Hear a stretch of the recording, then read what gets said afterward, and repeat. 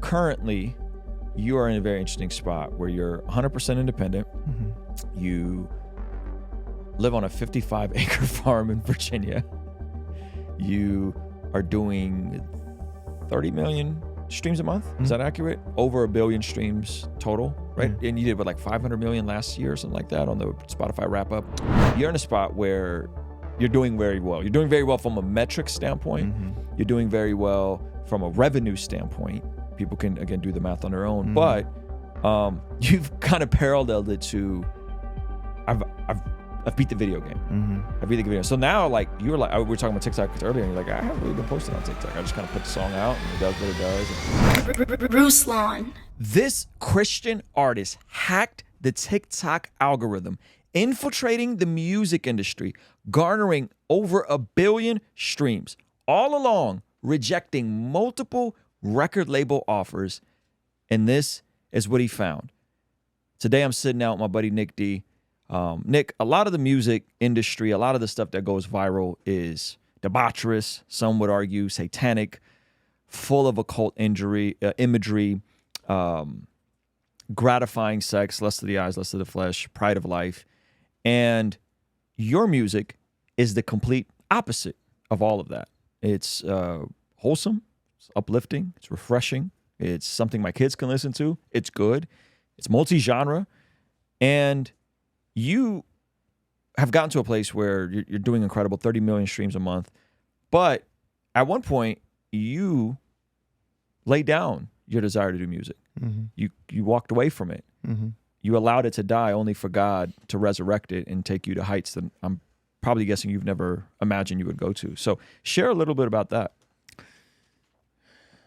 So I started pursuing music in high school, fun, right? And when it came to the moment of like, is this something I want to try to do as a career?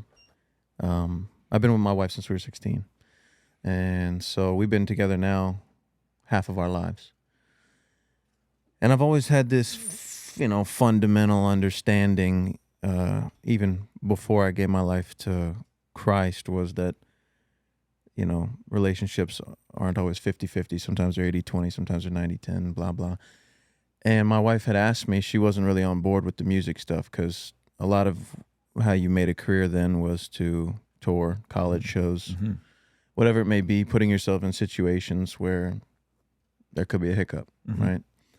And maybe in the moment then, I probably could have felt a little resentful, but I still honored my wife's request, respected that.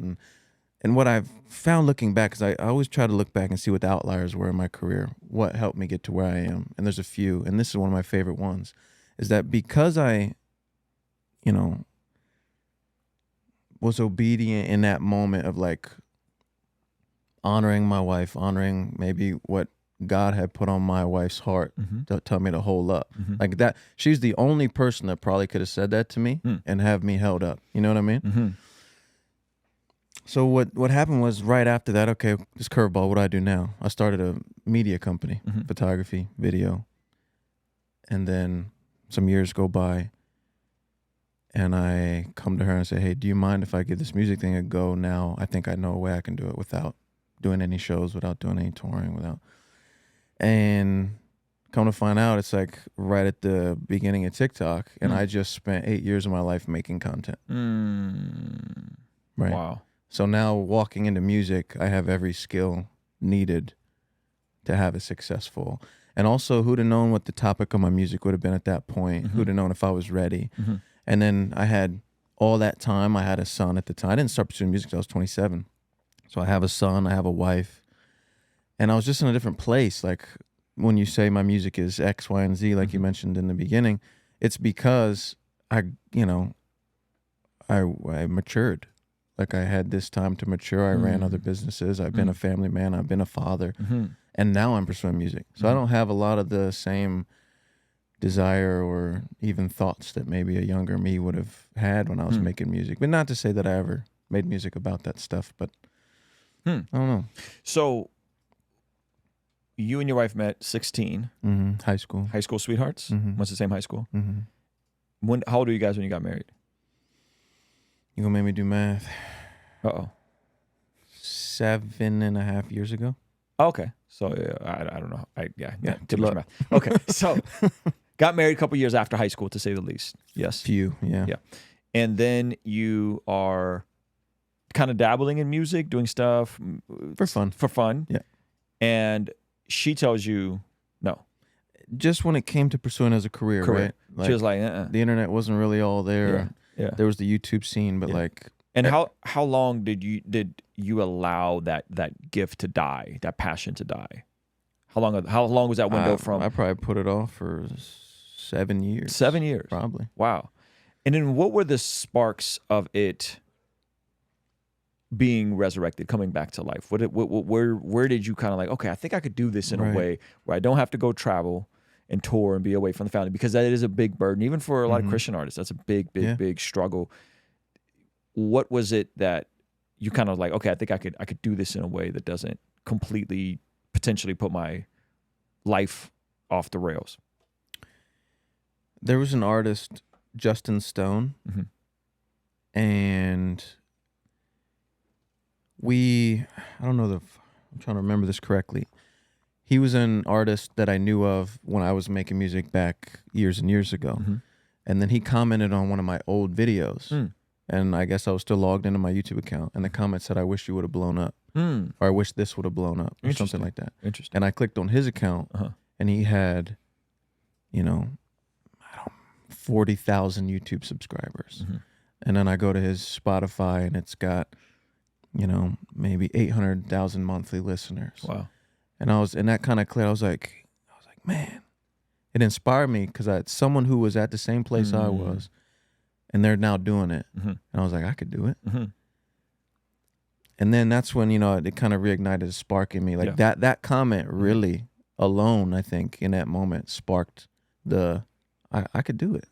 Yeah. Someone that has gone to where you would like to be, affirming that you have what it takes. Right. It just sparked the initial initial to like bring music back into my life. And then I went out, bought some stuff from Guitar Center, had like 6 months where I was just making music again. And then come the end of 2018, December, I'm visiting my grandparents for Christmas. My wife's there, we're all there. And I'm like, hey, do you mind if I give it a go? Like, no touring, no nothing, just release music. Just see what happens. She gave me her blessing. So that's the beginning of 2019. Do a song in a music video every 2 weeks for a full year.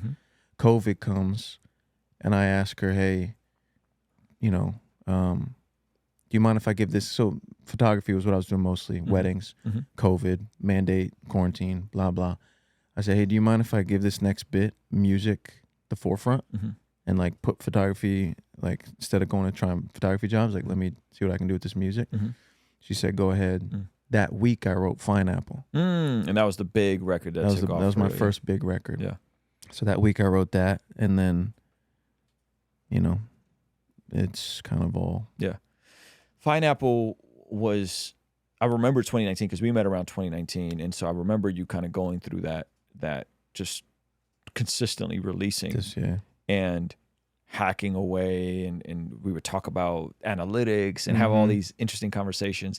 But Pineapple was release number 30, 25, somewhere 30? in the 80s.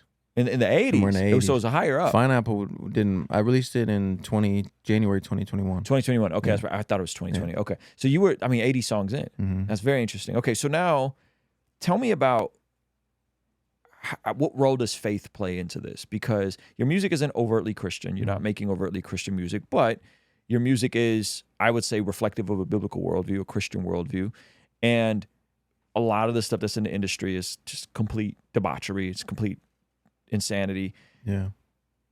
What role has faith played in? And has faith at all been the role to have you not touring, right? Which you just did the tour with Connor Price, but that was more of like a couple days, his tour. Not touring and not signing with a major label. And you've had some crazy offers. Maybe we could talk about some of those, but not signing with a major label. Is faith been the driver of that to make you not a part of this entire machine? Yes. And you know what? Coming back to like my journey and giving my life to Christ and even meeting Jesus was outside of having a general overall moral compass, like Pre-Christ, you're talking about pre-Christ, yeah. like even me as a person, I still wasn't talking about those things in my life or in my music. And I always thought that was enough, right? Like, and just be a good guy. Right. You can weigh in on this. And my mom, she gave her life to Christ late in her life, not late in her life, in 30s, maybe that's, 40. That's later, yeah. Pretty late. Yeah. And I said to her, she was coming into it, and I said to her, I was like, if I get up there and a good God can look at my life of being like really what I feel is a genuinely good person and not let me in because I didn't acknowledge that Jesus did what he did. I was like, what kind of God is that? Like, that was where my heart was at. That's an interesting question. In that moment. And, I didn't come to give my life to Christ until maybe a couple years after that when I got sick, but that's a different story. But I would love to, like, what would your kind of, not rebuttal, but your response be to someone who said that to you? I'm curious on that. Yeah, I think the reality is our hearts naturally are an idol factory. That's what Martin Luther said. So even our goodness that is a byproduct of us being created in the image of God can become an idol, right? So like I'm a morally good guy, right? Like, and that becomes the North Star. But the thing about God is that it's not about your moral standing, because there's a lot of moral people out there. There's a lot of boxers out there that don't drink, don't smoke, they train super hard, they don't have sex with women. They're good guys. But it's not your morality that gets you correct with Jesus. It's what Jesus did, right? So every other faith, every other worldview is all about you being a good person, doing good things so that God can approve of you. You sacrificing for God. But in the Christian paradigm, it's totally opposite. You gotta be good. Yeah, you don't gotta be good. It's God that does the sacrificing for you. Yeah. And then through that sacrifice, all of a sudden there's a heart change. All of a sudden, you may have that moral compass, but the motivation is different, right? You may have that moral compass, but the aspirations are different for what you're even aspiring for, right? And so I think that's the upside down kingdom that Jesus is constantly talking about. And it's also for the benefit of others. You can be a moral guy and still be absolutely self-absorbed and have no desire to serve people at all. But when you're driven by Jesus and specifically like the overflow of his work on the cross to help usher in the kingdom of God on this side of eternity, I think is unlike anything out there, unlike any other philosophy, unlike any religion, unlike anything else out there. And it doesn't make you the hero of the story. It doesn't make me the hero of the story. Jesus is the hero. Jesus is the guide, and we're all just trying to help usher in and be the hands and feet of Jesus here and now. What was your mom's response? I'm curious though. Do you remember? She was so early in it that she just knew what she was saying was right, but didn't know why it was right. And that was and that was part of our disconnect in that moment at that time. So then tell me, when did you said you came to faith a couple years later?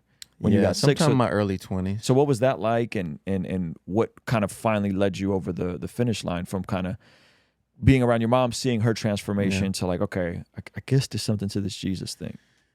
I got sick, Lyme disease. I think we might have talked about it in the past.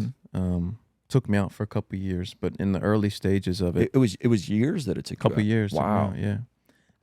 In the early stages of it, it was really rough on me, and I ran into somebody at a restaurant, and it came up, and he said, "You've been praying about it?" And I was like, "No." And he invited me to church. Long story short, I go. A few months later, I'm baptized. A couple weeks later, I'm on mission trip, and I'm just kind of like, and then I'm leading Young Life, and just kind of like, Where were you at that point in time? Were you a deist? Were you agnostic? Were you a theist? Like, did you believe that there was a God that was personal? Did you believe that there was a God but he was distant? Did you believe there was no God? I was so not even thinking about it. Any of it. Interesting.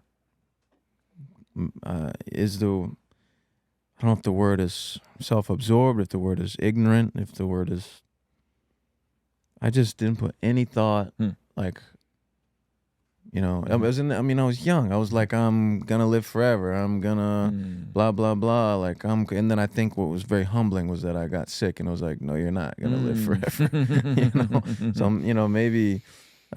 Maybe God knew that the only you way in your natural state is a quote unquote pretty good guy, right. that there had to have been like a breaking down almost to then you decide and declare that you actually need something outside of yourself. Yeah. That's interesting. It's interesting to hear because my journey is totally opposite. Like because of stuff in my childhood and because of bad decisions, I knew I was a mess.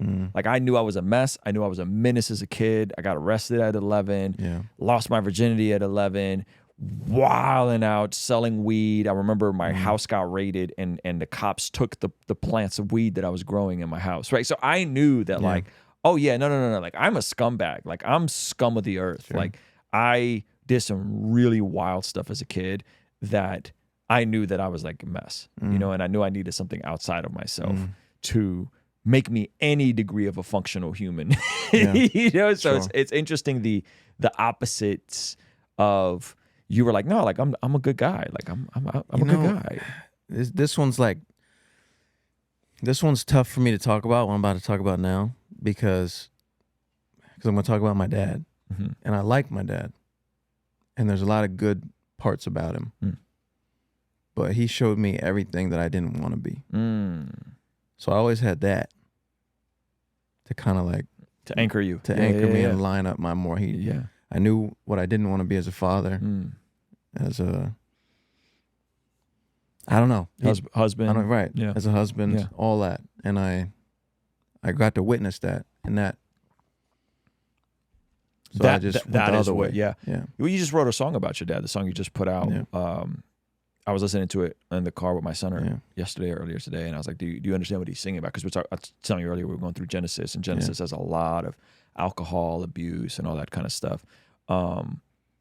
Would you say your relationship with your father impacted how you viewed God? Because I think that's a lot of, for us, right? Like for me, my dad was distant. He was away. So I viewed God like that, you know, like God's this, he's just gone. And he'll kind of pop in when I really need him, you know? I think I just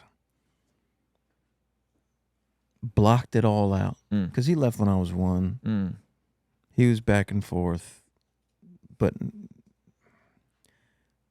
I don't know.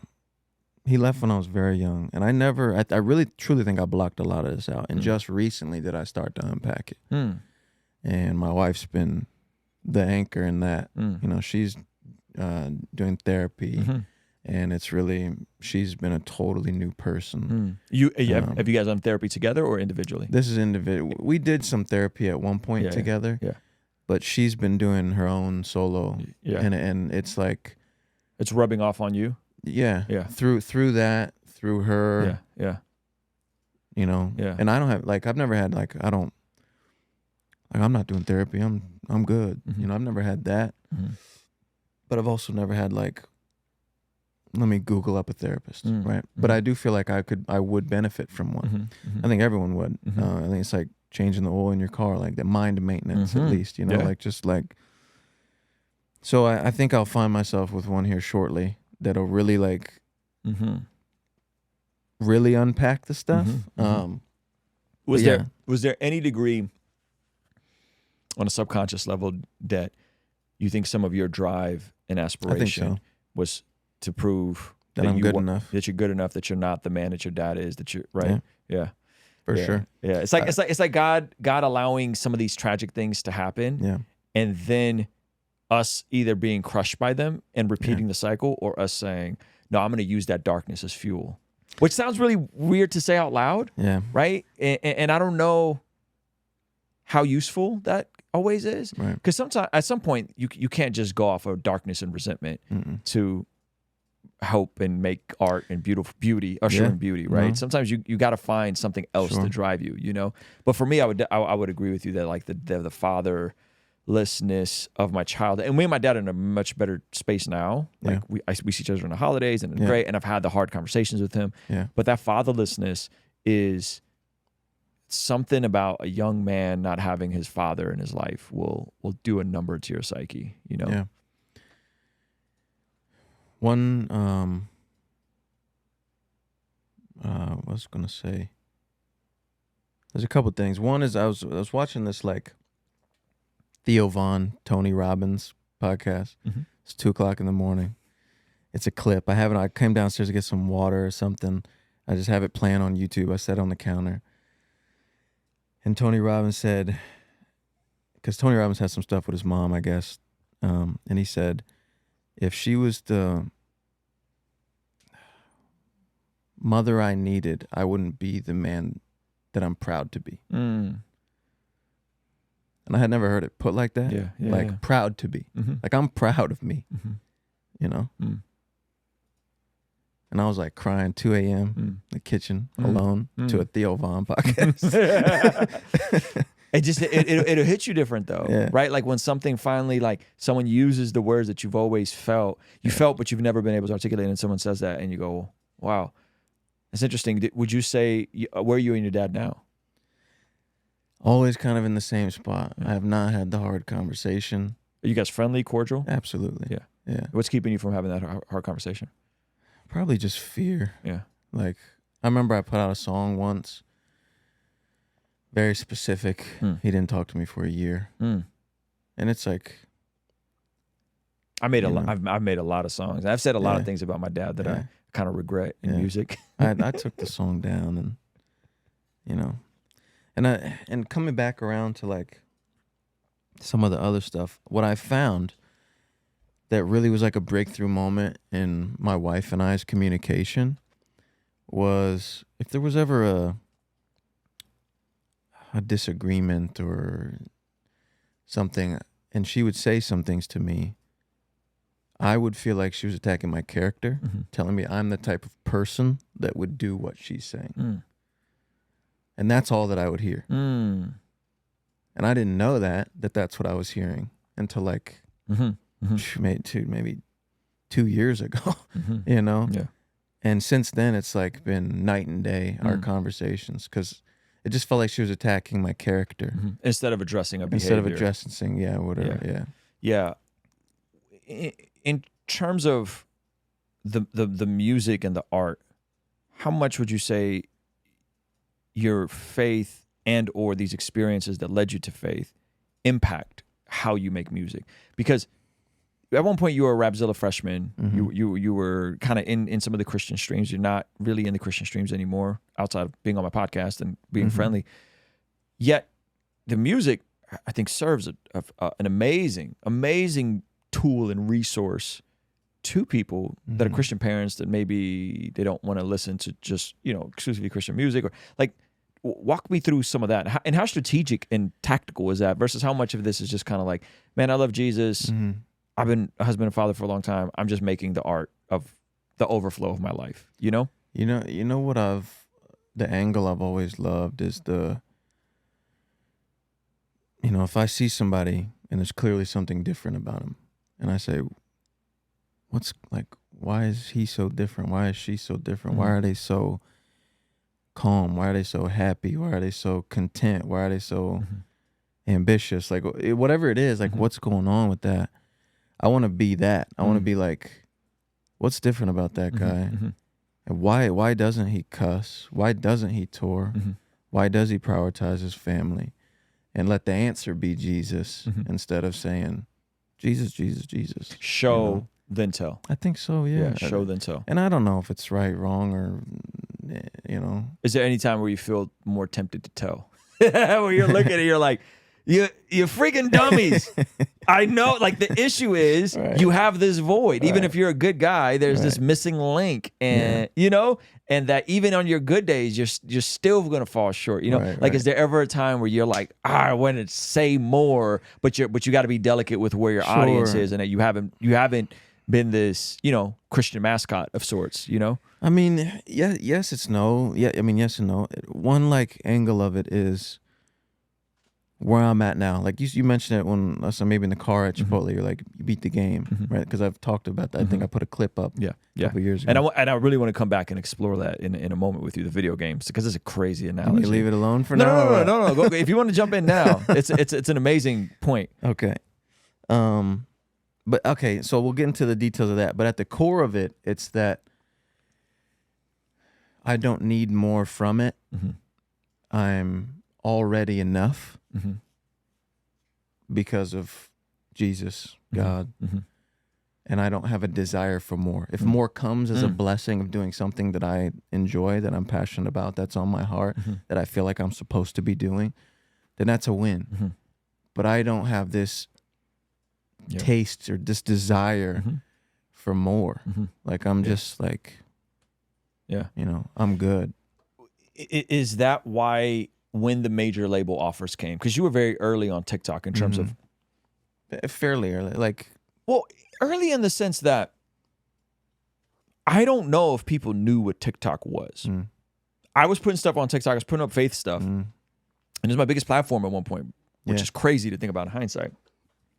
And it didn't. I couldn't figure out how to put any music on there, right? Because it's like it was just so foreign. No one was really doing it. It's just like around the time me and you really first met, 2019-ish, it was before the lockdowns, and then 2020 I put more stuff up. But when it was like when people figured out that you can use it to get the music out, it went crazy. So you kind of were early in that aspect, right? It was like you, Jake, a handful of other people that were really kind of putting stuff out there, and it was working. And the labels came. The major labels came. They came for you. They came for Jake. They came for, I'm sure they came for Connor, Paul, right? All you guys kind of blew up different years, but all kind of within the same window, the same 3-year window off of TikTok.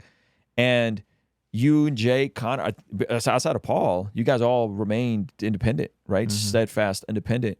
So talk to me about like why? Like why did you avoid the labels machine? Why did you avoid?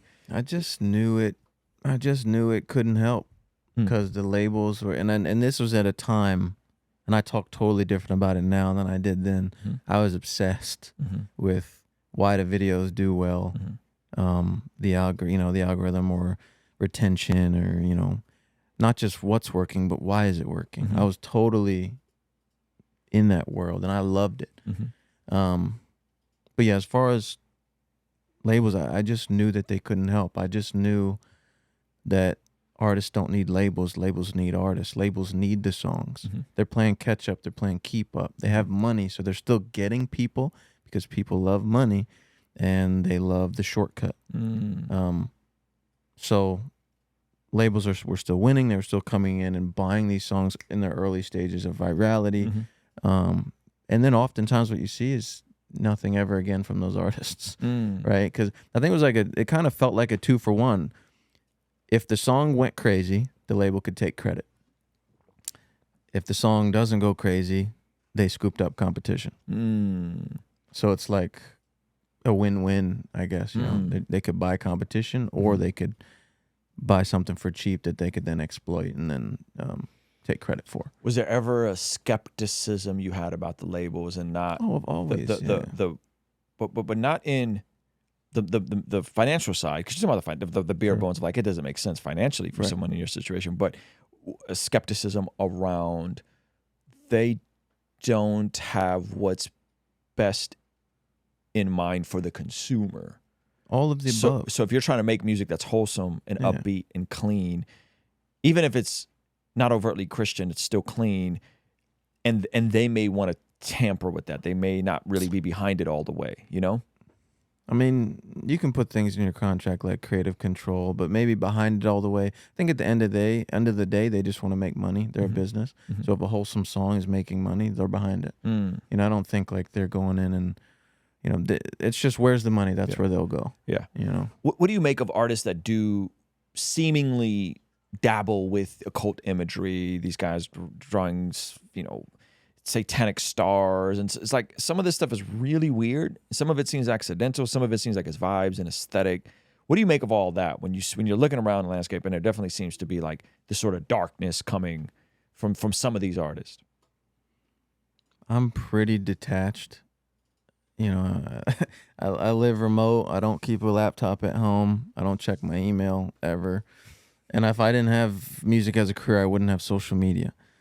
So I don't know specifically artists that you might have in mind, but as far as the concept as a whole, I feel like that's always been there, Like, and I don't, I've never listened or looked too deep into it, so I don't want to speak on something I'm ignorant on.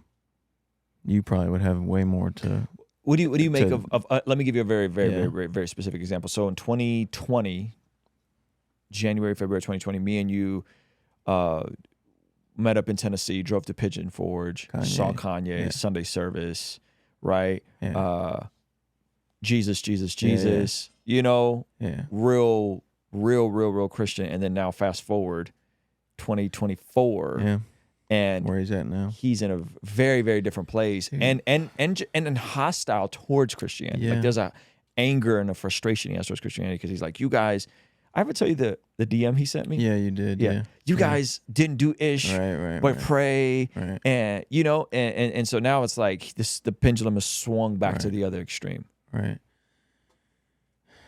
I mean, from an outside view looking in, one, I can't imagine what Kanye's life is like, what happened to him along the way, who talked to him along the way, how lost he got along the way, you know, and seeing how close he got to, you know, coming back around. But then, of course, I mean, like if I think about an alcoholic, they could go 3 years without a drink, but if they get a taste, you know, all of a sudden they're back in the bottle. Yeah. So I don't know details about it, but obviously, like, I don't know if Kanye brought people to Jesus, but if he did, is that like a net positive? Yeah, I mean, you know? I would say so. I think even if he isn't walking with Jesus now, I definitely believe God used him in a pretty powerful way. Yeah. Do you think that there's something happening in the spiritual realm that perhaps the average person isn't checking for with the music they're consuming? Meaning they're throwing on stuff passively. And I'm not even talking like lower vibrations, the 808s. I'm talking just throwing on music in the background. What is the soundtrack to your life, your mind, and the very stuff that people are playing is having a spiritual impact that's happening on your soul. Sure. I think at a fundamental level, you are what you consume. You are what you eat. You are what you digest. You are what you watch. You are what you listen to. You know, you're the 5 people you surround yourself with the most. Like all of that stuff is, I think, very true. If you're, you know, in church, Wednesdays for youth, you know, Saturdays for whatever, and Sundays for blah, you're going to be a more devout Christian than somebody who's hanging out with their high school best friends. And I think, I mean, yeah, it's like, yeah, exactly what I just said. You're what you consume. So for me, it's like I don't listen to much music. If I do, I listen to myself. But I know, like, if I start listening to a little bit of Zach Bryan, I've made a few folk songs right after that. Right. So it's like, yeah. No, that's a good parallel. So currently, you are in a very interesting spot where you're 100% independent. You live on a 55-acre farm in Virginia. You are doing 30 million streams a month. Is that accurate? Over 1 billion streams total, right? And you did like 500 million last year or something like that on the Spotify wrap up. It was a crazy number when I saw you post it. Spotify rap was like 360. So then if you factor in Apple Music and all the others, ones, well over probably, 500 million probably, streams. And, you know, average million streams is like $4 or $5 grand. So people can do the math on what that comes out to. Yeah, I would say it leans 3,500. 3,500. Like truly, like if I'm really paying attention to it. But I heard they might start paying us more, so we'll see. Yeah. So you're in a spot where you're doing very well. You're doing very well from a metric standpoint. You're doing very well from a revenue standpoint. People can, again, do the math on their own. But you've kind of paralleled it to I've beat the video game. I beat the video. So now, like, you were like, we were talking about TikTok earlier, and you're like, I haven't really been posted on TikTok. I just kind of put the song out, and it does what it does. And you showed a song you had come out Friday. It's at like 300 and something thousand streams, right? Just within a couple of days on its own. And you said you didn't even post anything about the record. I posted one Instagram reel, but it was like a flop. Yeah. Talk to me about that. Talk to me about getting to a place of where you felt like you beat the video game. Yeah, the analogy that I spoke on before was that I feel like I beat the game. So if you imagine playing Mario and You beat Bowser. You save the princess. What's left is free roaming the same game and trying to collect more coins. Playing like one of the alternate Sure. characters. We Sure. do that. Yeah. or like if you play all the levels over again and you try to find all the secret passageways or all the extra coins. You're just free roaming, right? Yeah. And I think the point of beating the game is to be free from the game. And not wanting something is just as good as having it. So I have this I don't want any more from it. Yeah. And it's a very freeing feeling. And I don't know, I just came to a point where I ran out of people to prove wrong. And not that that's a good thing, but it was when does it end, right? The goalposts always move. They're constantly moving. You set a goal, you hit it, it moves. You set that new goal, you hit it, it moves. I know whatever goal I set, just off of a self-belief thing, that I will hit it. I know what I'm capable of. And before I used to feel like if I don't do what I know I'm capable of, that I waste my God-given gift, that I waste talent. And I had this inner battle of I know what I'm fine with, but I also know what I'm capable of. And where's the balance in that? Because if I do everything that I'm capable of, a lot of things suffer. Family life suffers. So it's trying to find the balance in there. And then I just came to that point of just I don't want it, 1 Timothy 6 says godliness with contentment is great gain, right? So it's you found that if godliness is what's anchoring you ultimately, who God wants you to be as a husband, father, creative, entrepreneur, those things. So that's the godliness aspect. But then you have the contentment to be I don't really want anything else. You said, what did you say a second ago? You said, if you, having it is just as good as not wanting it. Say that one more time. Not wanting something is just as good as having it. Yeah, that's brilliant. That's really good. So you've landed here now and you've accomplished certain things that people would dream about accomplishing, right? But I want to kind of go a little deeper on what were the aspects that you tapped into to become the type of guy that can do these things. And this is what I'm saying. I don't know how much people know this about you, but I feel like I know you well to know that you were at a very high level as a basketball player. You were super jacked at one point from a fitness standpoint, right? So basketball, you're dunking. I've seen you hoop. You're nice. You were jacked up. You were ripped at one point. You were doing these dude perfect level trick shots, right? With the ping pong balls and the bottle flips and all that kind of stuff. Right. Your arguably the thing that blew you up before your music blew up was a comedy TikTok podcast. You rap well, you sing well. And I'm sure I'm just scratching. So I'm sure there's other little hidden talents and gems and jewels you have, right? But it almost seems like whatever you picked up throughout your life, you were able to become exceptional at, right? Maybe not a savant, 10,000 hour brilliant genius, but exceptional enough to you could juggle. These are random skills I discovered. How does this dude know all this random stuff? And you're good at all of it. So what is it outside of the self-belief? Because people have self-belief and they're delusional and they fail all the time. Absolutely. I want to extract some of the practical, what is that and how are you able to pick up, I'm going to master weightlifting and become jacked. Okay, cool. Now I'm going to move on and learn to juggle and do trick flips. Right. Okay, cool. Now I'm going to move on and become again, the cinematography business. Yeah. You ran a 6-figure cinematography business doing weddings, right? So you're an accomplished entrepreneur.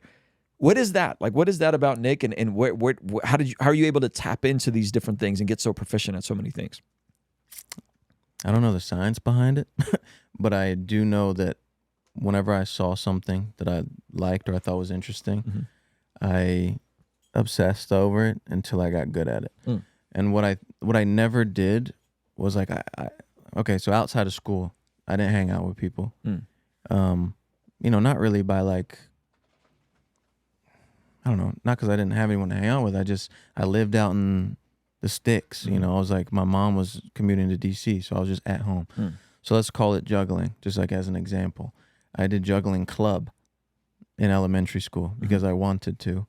And, an hour a week plus 3 hours at home every day of juggling because I thought it was cool. Photography, it was I like this, it's interesting. I want to make YouTube videos, now I have to learn. So I studied YouTube videos on how to make YouTube videos, basically. And I focused on that. All I did was make videos. Flipping, parkour stuff, whatever I did, it was like, that's what I did from when I got off the bus until it was dark for 2 summers, you know, or whatever. Like, it was just, I didn't go to parties. I didn't drink. I didn't hang out with people. I just, whatever I thought was interesting, I focused 1,000% of my energy on it until I got good. And I don't like to say bored with it, but I can't think of another way to describe it. But even like with music now, I also kind of feel like I've done it. What's next? Because there's so many lives you can live inside your one life, and people try to like find what they're going to do forever. And that's such a, I don't know, I don't personally like that stigma about life that you stay in your lane, right, find your one thing to do. And or like, I think the reason I was able to do music so long is because I've done like 10 different genres. Because I, you know, sometimes I'll rap for a bit. I love it. That's what inspired me to make music in the first place, was hip hop. And then I dabble with other stuff, and then I come back to rap, and then I go, now I'm doing country a little bit here and there. And I have a farm in Virginia, and so it's like, I don't know, man. I really just love. So let me say this back to you, and you tell me what you think, if this is accurate. You have the right amount of bad things that happen to you, dad's not being in your life, right? The right amount of trauma, but trauma not to the point where it crippled you and it strung you out, but enough to where it put a chip on your shoulder. You were in a unique environment in that your mom was commuting every day, and so you have a lot of alone time. You had access to outlets that were productive, juggling club as an example, right? So you had enough means to be at a school that had a juggling club, right? You had enough means to get your hands on a camera, to get your hands on a laptop, to get your hands on fill in the blank, the tool. Yeah, and so trampoline. I got really good at flipping. I made parkour videos, and you're like an onion, bro. It's wild. So, but the trampoline I purchased myself and built myself. So my mom said, you can have one if you buy it and put it together. Right. So you went and hustled, scraped together the money. How old were you at this point? My first trampoline was probably freshman year of high school. Okay, so you're young. Yeah. Comes to the video camera. I purchased my first one from Costco with the same thing with my own money. How were you scraping together the money to get that first thing? Because there's a lot of folks that are watching this. They're probably like, all they have is access to the internet. Yes, and they don't know how to scrape together. Okay. Here's a cool thing. So I started as a paper shredder at a company. Okay. And in the copy room where the paper shredder was, the graphic design guy came in to do something, and I said, hey, if you ever need any help, I love to edit videos. And I left it at that. A couple weeks later, I'm now his assistant. Okay. And I'm not even that great at the time, but like whatever that was, I don't know if it's courage to just say, hey, or if it's like, you know, I'm sure I had to play him a couple of my videos or something. This was a long time ago, maybe when I was 17 or 18. That put me in that position. And then through that, and that was for a triathlon company that he was working for. And then through that, I start going to the races. And at the time, it was like 5 days away, $1,500. That's the math. I travel, I do the work, I get paid $1,500. I come back home. Video, or were you doing this was it was like I was like a gopher. I was like anything that was needed. So if video was needed, sure. Yeah. Setting up the expo. I don't want to get too detailed on it. And then so that was that, and then that's how I got money. Was through that little bit, and I maybe did 10 races a year. 10 times $1,500 is whatever. I'm living. So this is an outlier. I didn't have rent to pay. So your overhead's low. My overhead's very low. You have a lot of flexibility. You're probably fun to be around. Okay. Is that fair? 'Cause, I mean, you're like, sometimes just being a cool hang is helpful. So you're probably socially adaptive enough to where you can be pleasant to be around. You can engage, or you can kind of play the background. Yeah. Is that fair? Yeah, and it's like if you want to be interesting, be interested. Mhm. So the more you talk to other people and ask them about them, the more interesting they find you. Mm. And then that opens doors for in the future. The Mhm. less that you talk about yourself, the more interesting you become. That's good. That's good. So were you hip to like flow state and skill stacking and talent stacking and all that stuff early on? Or is that like kind of like now you're hearing about these concepts later, atomic habits, right? All these things have come out. And looking back in hindsight, and you're like, oh, that's kind of what I was doing all along. I was developing entry-level skills, stacking on top of the entry-level skills, and then developing more elite-level skills. Yeah. Yeah. And the first time I heard the term skill stacking was from you. Mm. And I still haven't read Atomic Habits yet. You told me I need to read it. But yeah, looking back on it, that's absolutely. I have everything that I did was just another piece to the puzzle of doing what I'm doing now. Yeah. You know? Yeah. And it'll continue to keep going. Like I started writing some children's books. My first one's illustrated. I'd love to show it to you after this. Yeah, I'd love to see it. Wrote a book for artists on how to make a living making music. Like all this. I'm like, okay, now I kind of want to do this educational side. And then now I have 2 kids. I want to write children's books, but also want to write them at a time where they're still interested in reading them and not wait until they're grown up. So it's like, all right, let me pivot. And that's one of the reasons why I'm not like doing a lot of music content. I still love to make it, love to make music, love to put it out, but I don't love promoting it. That's just where I'm at. That's interesting. So your book for artists, which I thought was really good, and you can get it on your website for fairly inexpensive. It's like 30 bucks or something like that. Yeah. And I got it. I listened through it twice and I loved everything about it. Can you give me some of, if you're an aspiring artist, if you're an aspiring YouTuber, if you're an aspiring creative, walk us through some of the basic ideas. Because I think it starts on the idea of just quite simply like, you don't really want it bad enough. A lot of people say they want it, but they don't really want it bad enough, right? And we were talking about the word passion at lunch, and I was like, you know, there's 2 definitions of passion. One is like an uncontrollable emotion to do what you love, and then the other is like suffering and agony, the passion of Christ, right? So like the foundation of it seems like your launching pad is like, first of all, like get real with yourself and ask yourself if you're actually willing to suffer and go through agony for the thing you say you want. Most people aren't, which is why most people probably aren't successful, right? Walk me through some of the rest of like the concepts in the book.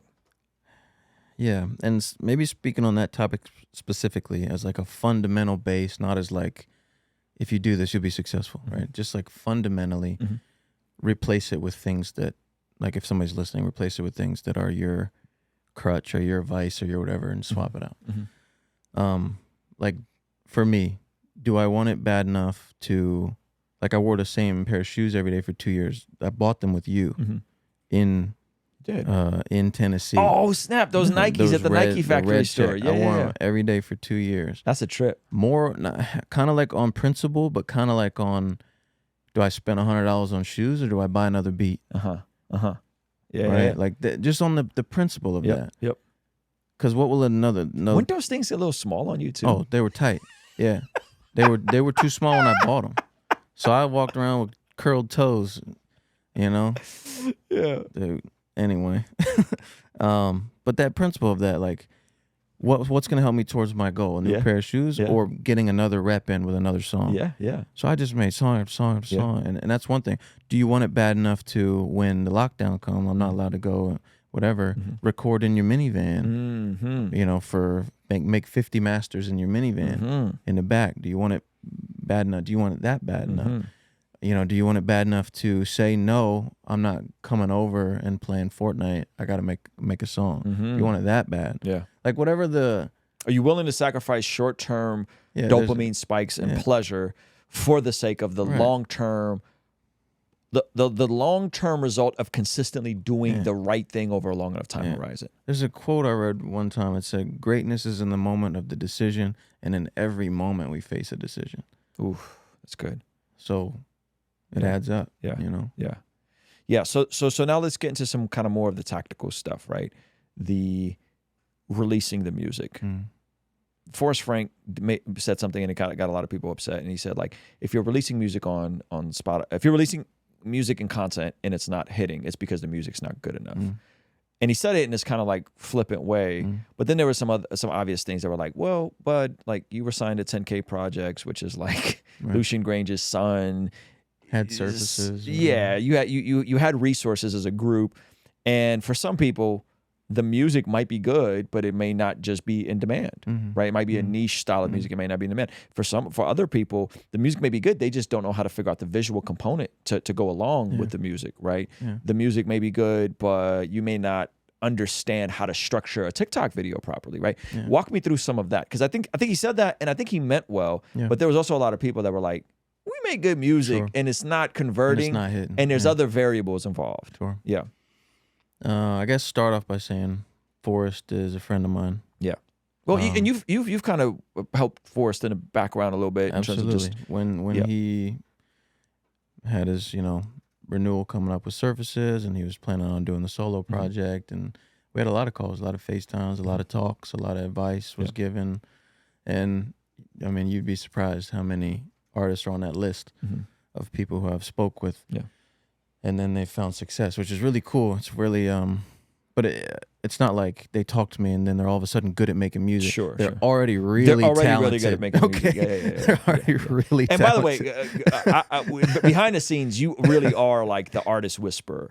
Like I'll talk to somebody and they're like, "We're thinking about that." I'm like, "Man, just go talk to Nick about this." Like, I don't know. Go talk to Nick. So see what they're offering me this deal and this deal memo, and I'm like, please go talk to Nick.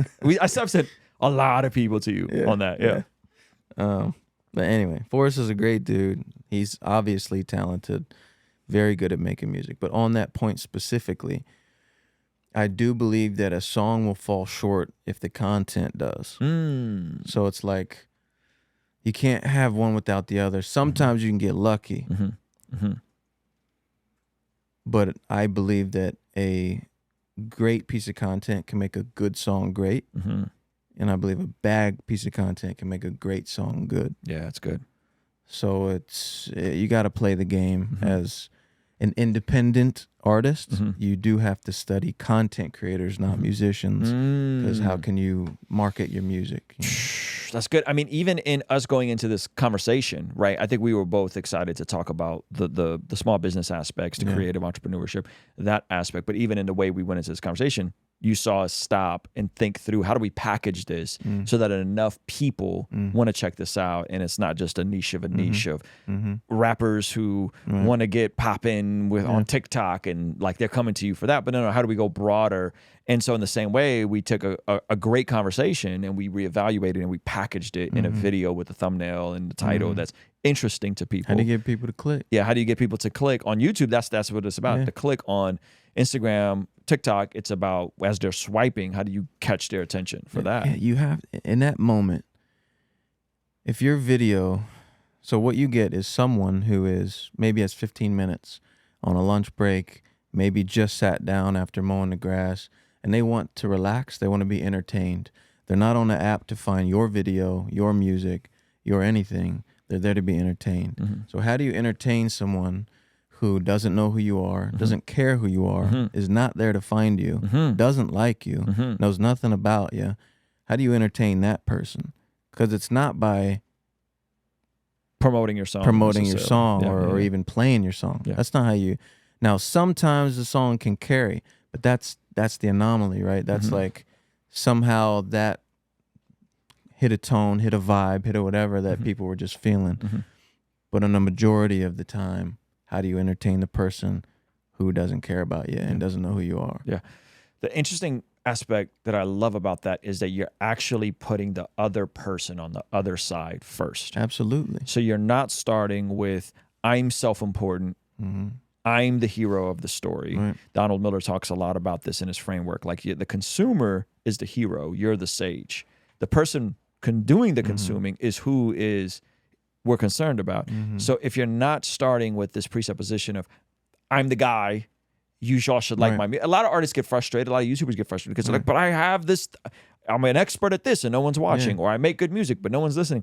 Where you're flipping it and you're going, no. Let me consider the person, the viewer first, and how do I serve them? If it's entertainment, if it's education, if it's edutainment, how do we package it for them so that they can receive what it is that we have to offer? Absolutely.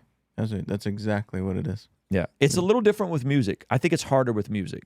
At least being on the other side of this. Because it's still, music has to be good. The music has to be good. You know? The music has to be good. The visual has to be Yeah. interesting. The person making the music has to look like the music to some degree or something interesting. So there's a lot of variables there that I think what's funny? yeah. If the music is far enough bad, it'll also, Sometimes it'll that'll also disrupt- be good. Yeah, You know what that's I a good mean? point. But if it's like in the middle ground, Yeah. you know, That's a good point. flies under the radar. Tell me about what you're most excited about next, because you're kind of coasting with music and it's still performing phenomenally. It's doing great. Like just I hate the term passive income because I don't think there's anything truly passive, but when music is so fun and easy for you to make, it's as close as you can feels get right, yeah. to something truly being passive and the value it generates, right? But you also don't have a very big team. It's just you for the most part. You're a solopreneur and you have people that you contract and outsource to. What are you most excited about that you have in the pipeline? Is it these children's books? Is it more public speaking and more conversations like this? Is it sharing your faith more and kind of being more overt about Jesus? Like, what are the things you're most excited about? I love the idea of dialing in these Christian books, or sorry, these children's books. They were just so fun. Freudian these Christian slip. books. Freudian slip. Um, You got Christian books coming too. you do, right? You got one? I do. What's that one called again? It's going to be about godly ambition. Okay. Yeah. I might use some of this conversation as an Awesome. example in there. Yes, children's books. Really excited about that. And I do really enjoy talking about this stuff. One reason is, like, there are a lot of talented people, far more talented than me, that aren't as successful, and I want them to be. So I love the education. I love sharing and teaching what I've learned and what worked for me, and I've seen it work for others as well. So that's affirming. And then I also love the side of it that I'm in a place now where a lot of people would like to be, and from here I can say, like, it doesn't feel any different. You know what I mean? So, like, That's good. don't let it. I got to the mountaintop, Right. and it's cool, but I'm still me. And people will still have opinions on it, like, well, then why aren't you taking it farther? Why? And it's like, what's cool about why I feel good about it is I'm independent by choice. I'm not independent by default. I'm also not taking it farther than what I have by choice, not because people stopped listening. Like, it's like this, like, and then by choice, I mean, like, because I know that nothing more can, is going to come from continuing on, Is there something about, like, now that you've solved some of those bare bone things, right? You've proven all the people wrong. You've solved all your financial aspirations, 50-acre farm, great revenue streams. You've solved the need to be affirmed by outside people, right? Like, which we all have to a certain extent. Is there anything in you that you feel like now I'm trying to solve something bigger, something more important to an extent? You could help me unpack it if you want. Yeah, Christian books.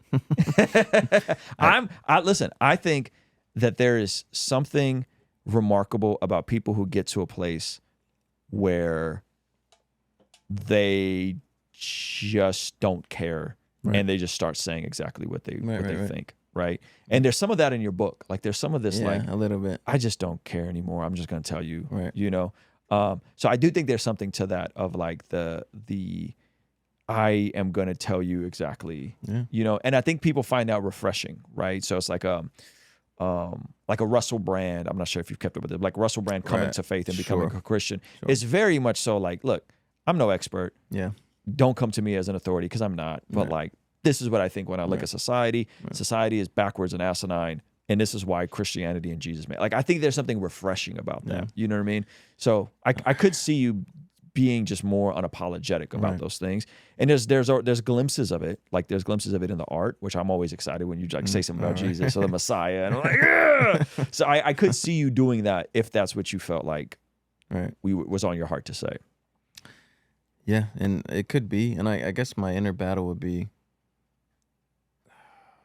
if I go do it and I do it on camera,